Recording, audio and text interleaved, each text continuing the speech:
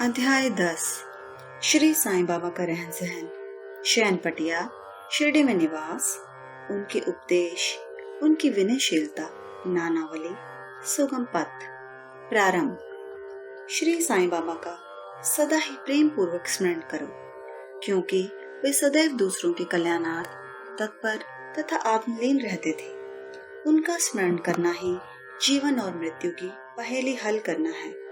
साधनाओं में यह अति श्रेष्ठ तथा सरल साधना है, क्योंकि इसमें कोई द्रव्य व्यय नहीं होता। केवल मामूली परिश्रम से ही भविष्य नितांत फलदायक होता है। जब तक इंद्रियां बलिष्ठ हैं, क्षण क्षण इस साधना को आचरण में लाना चाहिए। केवल गुरु ही ईश्वर है। हमें उनके ही पवित्र चरण कमलों में श्रद्धा रखनी चाहिए। वे तो हर इंसान के भाग्य विधाता और प्रेममय प्रभु हैं। जो अनन्य भाव से उनकी सेवा करेंगे, वे भव सागर से निश्चय ही मुक्ति को प्राप्त होंगे। न्याय अथवा मीमांसा या दर्शन शास्त्र पढ़ने की भी कोई आवश्यकता नहीं है। जिस प्रकार नदी या समुद्र पार करते समय नाविक पर विश्वास रखते हैं, उसी प्रकार का विश्वास हमें भवसागर से पार होने के लिए सद्गुरु पर करना चाहिए। सद्गुरु तो केवल भक्तों के भक्ति भाव की ओर ही देखकर उन्हें ज्ञान और परमानंद की प्राप्ति करा देते हैं। गत अध्याय में बाबा की भिक्षावृत्ति, भक्तों के अनुभव तथा अन्य विषयों का वर्णन किया गया है। अब पाठकगण सुने कि श्री साईं बाबा किस प्रकार रहते, शयन करते और शिक्षा प्रदान करते थे। बाबा का विचित्र बिस्तर। पहले हम यह देखेंगे कि बाबा किस प्रकार शयन करते थे। श्री नाना साहिब डेंगले एक 4 हाथ लंबा और 1 हथेली चौड़ा लकड़ी का तख्ता श्री साईं बाबा के शयन हेतु लाए। तख्ता कहीं नीचे रखकर उस पर सोते, ऐसा ना कर बाबा ने पुरानी चिंदियों से मस्जिद की बल्ली से उसे झूले के समान बांधकर उस पर शयन करना प्रारंभ कर दिया। चिंदियों की बिल्कुल पतली और कमजोर होने के कारण लोगों को उसका झूला बनाना एक पहेली सा बन गया। चिंदियां तो केवल तख्ते का भी भार सहन नहीं कर सकती थी, फिर वे बाबा के शरीर का भार किस प्रकार सहन कर सकेंगे। जिस प्रकार भी हो, यह तो राम ही जाने, परंतु यह तो बाबा की एक लीला थी। जो फटी चिंदियां तख्ते तथा बाबा का भार संभाल रही थी। बाबा को तख्ते पर बैठे या शयन करते हुए देखना देवताओं को भी दुर्लभ दृश्य था। सब आश्चर्यचकित थे कि बाबा किस प्रकार तख्ते पर चढ़ते होंगे और किस प्रकार नीचे उतरते होंगे। कौतूहलवश लोग इस रहस्य उद्घाटन के हेतु दृष्टि लगाए रहते थे, परंतु यह समझने में कोई भी सफल न हो सका और इस रहस्य को जानने के लिए भीड़ उत्तरोत्तर बढ़ने लगी। इस कारण बाबा ने एक दिन तख्ता तोड़कर बाहर फेंक दिया। यद्यपि बाबा को अष्ट सिद्धियां प्राप्त थी, परंतु उन्होंने कभी भी उनका प्रयोग नहीं किया और न कभी उनकी इच्छा ही हुई। वे तो स्वतः ही स्वाभाविक रूप से पूर्णता प्राप्त होने के कारण उनके पास आ गई थी। ब्रह्म का सगुण अवतार। ब्रह्म दृष्टि से श्री साईं बाबा 3.5 हाथ लंबे एक सामान्य पुरुष थे, फिर भी प्रत्येक के हृदय में वे विराजमान थे। अंदर से वे आसक्ति रहित और स्थिर थे, परंतु बाहर से जन कल्याण के लिए सदैव चिंतित रहते थे। अंतर वे संपूर्ण रूप से निस्वार्थ थे। भक्तों के निमित्त उनके हृदय में परम शांति विराजमान थी, परंतु बाहर से संसार में उलझे हुए दिखलाई पड़ते थे। वे कभी प्रेम दृष्टि से देखते तो कभी पत्थर मारते, कभी गालियां देते और कभी हृदय से लगाते थे। वे गंभीर, शांत और सहनशील थे। वे सदा दृढ़ और आत्मलीन रहते थे और अपने भक्तों का सदैव उचित ध्यान रखते थे। वे सदा एक आसन पर ही विराजमान थे। वे कभी यात्रा को नहीं निकले। उनका दंड एक छोटी सी लकड़ी थी, जिसे वे सदैव पास संभाल कर रखते थे। विचार शून्य होने के कारण वे शांत थे। उन्होंने कांचन और कीर्ति की कभी चिंता नहीं की और सदा ही भिक्षावृत्ति द्वारा निर्वाह करते थे। उनका जीवन ही इस प्रकार का था। अल्लाह मालिक सदैव उनके होठों पर रहता था। उनका भक्तों पर विशेष और अटूट प्रेम था। वे आत्मज्ञान की खान और परम दिव्य स्वरूप थे। श्री साईं बाबा का दिव्य स्वरूप इस तरह का था, एक अपरिमित, अनंत, सत्य और अपरिवर्तनशील सिद्धांत जिसके अंतर्गत यह सारा विश्व है श्री साईं बाबा में आविर्भूत हुआ था। यह अमूल्य निधि केवल सत्व गुण संपन्न और भाग्यशाली भक्तों को ही प्राप्त हुई, जिन्होंने श्री साईं बाबा को केवल मनुष्य या सामान्य पुरुष समझा या समझते हैं। वे यथार्थ में अभागे थे या हैं। श्री साईं बाबा के माता पिता तथा उनके जन्म तिथि का ठीक ठीक पता किसी को भी नहीं है। वे तो उनके शिरडी में निवास के द्वारा इसका अनुमान लगाया जा सकता है। जब पहले पहल बाबा शिरडी में आए थे तो उस समय उनकी आयु केवल 16 वर्ष की थी। वे शिरडी में 3 वर्ष तक रहने के बाद फिर कुछ समय के लिए अंतर्ध्यान हो गए। कुछ काल के उपरांत में औरंगाबाद के समीप में प्रकट हुए और चांद पाटिल की बारात के साथ पुनः शिरडी पधारे। उस समय उनकी आयु 20 वर्ष की थी। उन्होंने लगातार 60 वर्षों तक शिरडी में निवास किया और सन 1918 में महासमाधि ग्रहण की। इन तथ्यों के आधार पर हम कह सकते हैं कि उनकी जन्म तिथि सन 1838 के लगभग थी। बाबा का ध्येय और उपदेश। 17वीं शताब्दी में संत रामदास प्रकट हुए और उन्होंने यवनों से गायों और ब्राह्मणों की रक्षा करने का कार्य सफलतापूर्वक किया, परंतु 2 शताब्दियों के व्यतीत हो जाने के बाद हिंदू और मुसलमानों में वैमनस्य बढ़ गया और उसे दूर करने के लिए श्री साईं बाबा प्रकट हुए। उनका सभी के लिए यही उपदेश था कि राम जो हिंदुओं का भगवान है और रहीम जो मुसलमानों का खुदा है एक ही है और उनमें किंचित मात्र भी भेद नहीं है। फिर तुम उनके अनुयायी क्यों पृथक पृथक रहकर परस्पर झगड़ते हो? अज्ञानी बालकों, दोनों जातियां एकता का ध्येय प्राप्त करो। कलह और विवाद व्यर्थ है, इसलिए ना झगड़ो और ना परस्पर प्राण घातक ही बनो। सदैव अपने हित तथा कल्याण का विचार करो। श्री हरि तुम्हारी रक्षा अवश्य करेंगे। योग, वैराग्य, तप, ज्ञान आदि ईश्वर के समीप पहुंचने के मार्ग हैं। तुम्हारी कोई कितनी ही निंदा क्यों न करे, तुम उसका प्रतिकार न करो। यदि कोई शुभ कर्म करने की इच्छा है तो सदैव दूसरों की भलाई करो। संक्षेप में यही श्री साईं बाबा का उपदेश है कि उपर्युक्त कथनानुसार आचरण करने से भौतिक तथा आध्यात्मिक दोनों ही क्षेत्रों में तुम्हारी प्रगति होगी। सच्चिदानंद सद्गुरु श्री साईनाथ महाराज। गुरु तो अनेक हैं। कुछ गुरु ऐसे हैं जो द्वार द्वार हाथ में वीणा और करताल लिए अपनी धार्मिकता का प्रदर्शन करते फिरते हैं। वे शिष्यों के कानों में मंत्र फूंकते और उनकी संपत्ति का शोषण करते हैं। वे ईश्वर भक्ति तथा धार्मिकता का केवल ढोंग ही रचते हैं।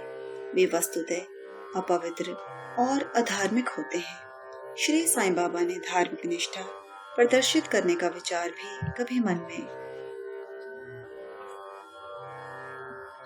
नहीं किया। दैहिक बुद्धि उन्हें किंचित मात्र भी छू न गई थी, परंतु उनमें भक्तों के लिए असीम प्रेम था। गुरु 2 प्रकार के होते हैं, नियत और अनियत। अनियत गुरु के आदेशों से अपने में उत्तम गुणों का विकास होता तथा चित्त की शुद्धि होकर विवेक की वृद्धि होती है। वे भक्ति पथ पर लगा देते हैं, परंतु नियत गुरु की संगति मात्र से द्वैत बुद्धि का हास शीघ्र हो जाता है। गुरु और भी अनेक प्रकार के होते हैं जो भिन्न भिन्न प्रकार के सांसारिक शिक्षाएं प्रदान करते हैं। यथार्थ में जो हमें आत्मस्थित बनाकर इस भवसागर से पार उतार दे, वही सद्गुरु है। श्री साईं बाबा उसी कोटि के सद्गुरु थे। उनकी महानता अवर्णीय है। जो भक्त बाबा के दर्शनार्थ आते, उनके प्रश्न करने के पूर्व ही बाबा उनके समस्त जीवन की त्रिकालिक घटनाओं का पूरा विवरण कह देते थे। वे कभी संशयग्रस्त नहीं हुए। देहधारी होकर भी उन्हें देह के किंचित मात्र आसक्ति न थे। देह तो उनके लिए केवल एक आवरण मात्र था। यथार्थ में वे तो नित्य मुक्त थे। वे शिरडीवासी धन्य हैं जिन्होंने श्री साईं बाबा की ईश्वर रूप में उपासना की। सोते जागते, खाते पीते, बाड़े या खेत तथा घर में अन्य कार्य करते हुए भी वे लोग सदैव उनका स्मरण तथा गुणगान करते थे। साईं बाबा को ईश्वर मानते थे। शिरडी की नारियों के प्रेम की माधुरी का तो कहना ही क्या है। वे बिल्कुल भोली भाली थी। उनका पवित्र प्रेम उन्हें ग्रामीण भाषा में भजन रचने की सदैव प्रेरणा देता रहता था। यद्यपि वे शिक्षित न थी, तो भी उनके सरल भजनों में वास्तविक काव्य की झलक थी। यह कोई विद्वता न थी, वरन उनका सच्चा प्रेम ही इस प्रकार की कविता का प्रेरक था। कविता तो सच्चे प्रेम का प्रकट स्वरूप ही है, जिसमें चतुर श्रोतागण ही यथार्थ दर्शन या रसिकता का अनुभव करते हैं। बाबा की विनयशीलता। ऐसा कहते हैं कि भगवान में 6 प्रकार के विशेष गुण होते हैं, यथा कीर्ति, श्री, वैराग्य, ज्ञान, ऐश्वर्य और उदारता। श्री साईं बाबा में ये सब गुण विद्यमान थे। उन्होंने भक्तों की इच्छा पूर्ति के निमित्त ही सगुण अवतार धारण किया था। उनकी कृपा बड़ी ही विचित्र थी। भक्तों के हेतु वे अपने श्रीमुख से ऐसे वचन कहते, उनमें से यहाँ पर एक रोचक नमूना दिया जाता है। बाबा अति विनम्रता से इस प्रकार बोलते, दासानुदास, मैं तुम्हारा ऋणी हूँ। कैसी विनम्रता है। यद्यपि बाहरी दृष्टि से बाबा विषय पदार्थों का उपभोग करते हुए प्रतीत होते थे, परंतु उन्हें किंचित मात्र भी उनकी गंध न थी और न ही उनके उपभोग का ज्ञान था। वे खाते अवश्य थे, परंतु उनकी जीभा को कोई स्वाद न था। वे नेत्रों से देखते थे, परंतु उस दृश्य में उनकी कोई रुचि न थी। काम के संबंध में वे हनुमान सदृश अखंड ब्रह्मचारी थे। उन्हें किसी पदार्थ में आसक्ति न थी। वे शुद्ध चैतन्य स्वरूप थे, जहाँ समस्त इच्छाएं, अहंकार और अन्य चेष्टाएं विश्राम पाती थी। संक्षेप में वे निस्वार्थ, मुक्त और पूर्ण ब्रह्म थे। इस कथन को समझने के हेतु एक रोचक कथा का उदाहरण यहाँ दिया जाता है। नानावली। शिरडी में नानावली नाम का एक विचित्र और अनोखा व्यक्ति था। वह बाबा के सब कार्यों की देखभाल किया करता था। एक समय जब बाबा गादी पर विराजमान थे, वह उनके पास पहुंचा। वह स्वयं ही गादी पर बैठना चाहता था, इसीलिए उसने बाबा को वहां से हटने को कहा। बाबा ने तुरंत गादी छोड़ दी और तब नानावली वहां विराजमान हो गया। थोड़े समय वहां बैठकर वह उठा और बाबा को अपना स्थान ग्रहण करने को कहा। बाबा पुनः आसन पर बैठ गए। यह देखकर नानावली उनके चरणों पर गिर पड़ा। इस प्रकार अनायास ही आज्ञा दिए जाने और वहां से उठाए जाने के कारण बाबा में किंचित मात्र भी अप्रसन्नता की झलक न थी। सुगम पथ, संतों की कथाओं का श्रवण करना और उनका समागम। यद्यपि ब्रह्म दृष्टि से श्री साईं बाबा का आचरण सामान्य पुरुषों के सदृश ही था, परंतु उनके कार्यों से उनकी असाधारण बुद्धिमत्ता और चतुराई स्पष्ट ही प्रतीत होती थी। उनके समस्त कर्म भक्तों की भलाई के निमित्त ही होते थे। उन्होंने कभी भी अपने भक्तों को किसी आसन या प्राणायाम के नियमों अथवा किसी उपासना का आदेश कभी नहीं दिया और न उनके कानों में कोई मंत्र ही फूका। उनका तो सभी के लिए यही कहना था कि चातुर्य त्याग कर सदैव साईं साईं स्मरण करो। इस प्रकार आचरण करने से समस्त बंधन छूट जाएंगे और तुम्हें मुक्ति प्राप्त हो जाएगी। मन का कार्य विचार करना है। बिना विचार किए वह एक क्षण भी नहीं रह सकता। यदि तुम उसे किसी विषय में लगा दोगे तो वह उसी का चिंतन करने लगेगा, और यदि उसे गुरु को अर्पण कर दोगे तो वह गुरु के संबंध में ही चिंतन करता रहेगा। आप लोग बहुत ध्यान पूर्वक साईं की महानता और श्रेष्ठता श्रवण कर चुके हैं। ये कथाएं सांसारिक भय को निर्मूल कर आध्यात्मिक पथ पर आरूढ़ करते हैं। इसीलिए इन कथाओं का हमेशा श्रवण और मनन करो तथा आचरण में भी लाओ। सांसारिक कार्यों में लगे रहने पर भी अपना चित्त साईं और उनकी कथाओं में लगाए रहो, तब तो यह निश्चित है कि वे कृपा अवश्य करेंगे। यह मार्ग अति सरल होने पर भी क्या कारण है कि सब कोई इसका अवलंबन नहीं करते।